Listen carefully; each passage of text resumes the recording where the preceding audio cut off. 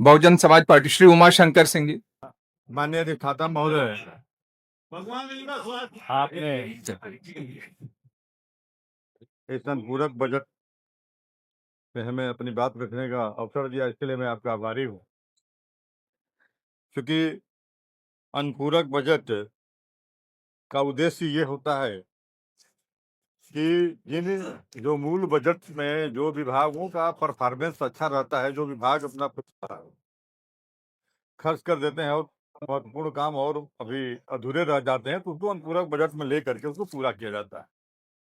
लेकिन मैं बहुत नहीं, लेकिन कुछ कुछ महत्वपूर्ण विभागों के बारे में माननीय वित्त मंत्री जी का ध्यान आकृष्ट करना चाहूंगा, क्योंकि माननीय वित्त मंत्री जी पहले आप नियोजन मंत्री भी रह चुके हैं।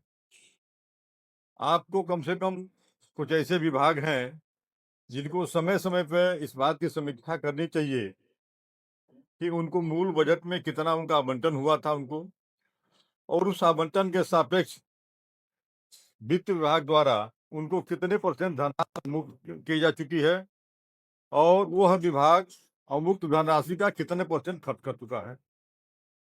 अगर वित्त विभाग द्वारा अगर धनराशि आज दिसंबर का लास्ट चल रहा है, अगर इसमें भी तक नहीं अमुक्त, तो फिर कौन कौन अमुक्त हुआ। लेकिन आप अमुक्त करके भी क्या करेंगे।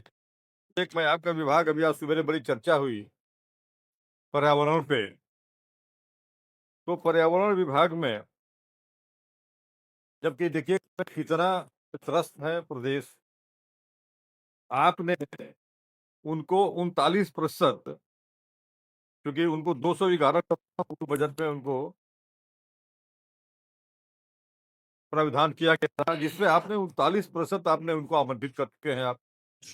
लेकिन उस पर्यावरण विभाग को देखिए कि खर्च कितना किए हैं। खर्च किए हैं मात्र 2%।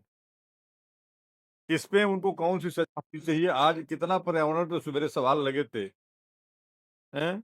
पर्यावरण इतना सवाल लगे थे कि मैंने कुछ जगहों का वो बताया कि नहीं, एक बैठे बैठे सुन रहे थे, माननीय पर्यावरण मंत्री जी कह रहे थे कि नहीं इम्प्रूवमेंट किए हैं, हम इम्प्रूवमेंट किए हैं। तो मैंने इसके आंकड़ा देखा, इम्प्रूवमेंट तो किए हैं। ये 22 दिसंबर 2024 में जो IQ था, जैसे प्रयागराज में 137, तो आज 22 दिसंबर 2025 में वह 137 इम्प्रूवमेंट करके 416 हो गया। ये इम्प्रूवमेंट है। इम्प्रूवमेंट मुझे लगा कि IQ उन्होंने कम कराया है। इसी तरह से कानपुर नगर 143 था 22 दिसंबर 2024 को, और 25 में 493। अन्य शहरों, लेकिन लखनऊ का देख लीजिए, लखनऊ जो कि इस समय देश में एक पसंदीदा शहर लखनऊ राजधानी बन गई थी, लोगों को ने अपना लोग अन्य तो से लोग यहाँ पे अपना आशियाना बनाना चाहते, लेकिन इस तरह का स्थिति उत्पन्न हो गई। माननीय अधिष्ठाता महोदय, लखनऊ 2024 में 22 दिसंबर 2024 को उसका IQ था 200, और आज दिसंबर 2025 को उसका सुबह निकाले थे, आए थे, वो बढ़ के 565 हुआ। अब बताइए, इस तरह का है तो निश्चित रूप से मैं माननीय वित्त मंत्री से आग्रह करूंगा कि इन जो महत्वपूर्ण विभाग हैं इनको, जैसे अभी गन्ना के बकाये पे चर्चा हो रही थी, आपने विभाग ने इनको आवंटन धनराशि का 95% आप खर्च कर चुके हैं। अरे आप देख चुके हैं, लेकिन इनका खर्च है अभी 63%। फिर लोक निर्माण विभाग, क्योंकि इनको इनके जो आवंटित मैंने बजट मूल बजट में जो था 60%, हालांकि ये भी ठीक नहीं है, 60% भी अभी उनको धनराशि, लेकिन उस धनराशि में मात्र वह अभी 31% ही खर्च किए हैं। वह 40% धनराशि किन परिस्थितियों में नहीं दी गई है इसकी मैंने उसी तरह से चिकित्सा स्वास्थ्य, उनका भी आपने लगभग 68%, परिवार कल्याण में 76% आपने दिया है, लेकिन खर्च जो है 45% हुआ। ये जो महत्वपूर्ण विभाग है ऊर्जा विभाग है, और हालांकि उसके बाद भी आप तो फिर नया बजट दे रहे हैं, नया बजट भी थोड़ा बहुत नहीं दे रहे हैं।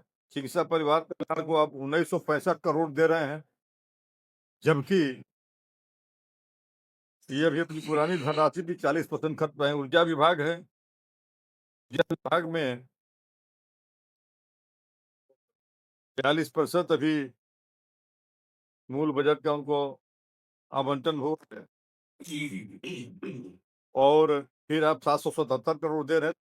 तो माननीय वित्त मंत्री से ये आग्रह करूंगा कि इन देखा करें कि इन विभागों में, सभी महत्वपूर्ण विभागों का एक बार आप समीक्षा करके ये देखें कि किन परिस्थितियों में उन विभागों का जो आपने मूल बजट में जो प्राविधान किया था, उनको अगर एक ही स्कीम माननीय मुख्यमंत्री जी ने लागू की कि हर विभागों की कार्य योजना बनाने का एक उन्होंने प्राविधान किया था।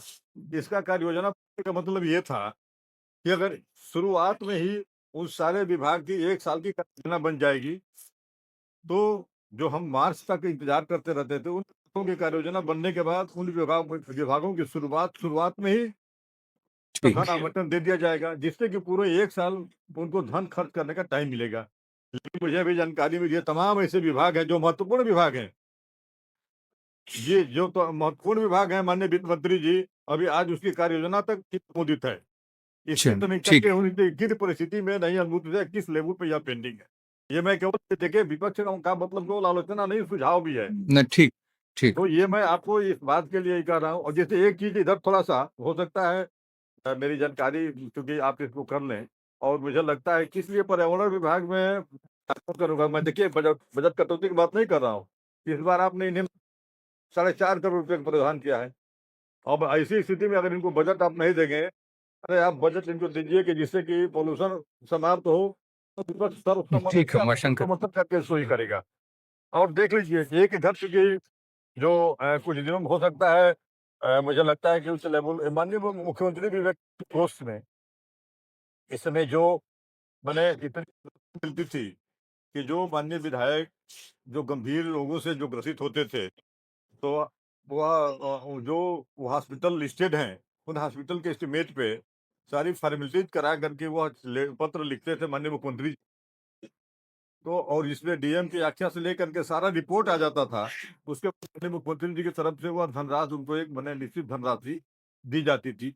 लेकिन इधर कुछ दिनों से अब ये मुझे लगता है कि माननीय मुख्यमंत्री जी को इसकी समीक्षा करनी चाहिए ठीक से यह ऐसा ठीक किया जा रहा है। वह धनराशि या तो लिख करके ये लौटा दिया जा रहा है कि आवश्यकताएं पूर्ण है अपूर्ण है, जीरो कर दिया जा रहा है, और या तो मान लीजिए 5 लाख का एस्टिमेट है, 50,000 रुपया या 25,000 रुपया कर दिया जा रहा है। तो मुझे लगता है कि अगर वित्त मंत्री जी, आपने लग रहा है कि माननीय मुख्यमंत्री जी के विवेकाधीन को की कटौती कर दिया है आप, चल पूरा अब कर तो फिर पूरा अब तो आपके पूरा मैंने सर्वसम्मत से आप दीजिए, इसलिए कि ये नाम आप ही का होता था, उसमें हमारा कोई नाम नहीं। आपका पत्र जाता था मोबाइल पर, आपके न, कार्यालय ठीक से, माननीय मुख्यमंत्री कार्यालय से मैसेज जाता था, सब लोग होते थे कि माननीय मुख्यमंत्री की तरफ से हमें इतना मिल गया।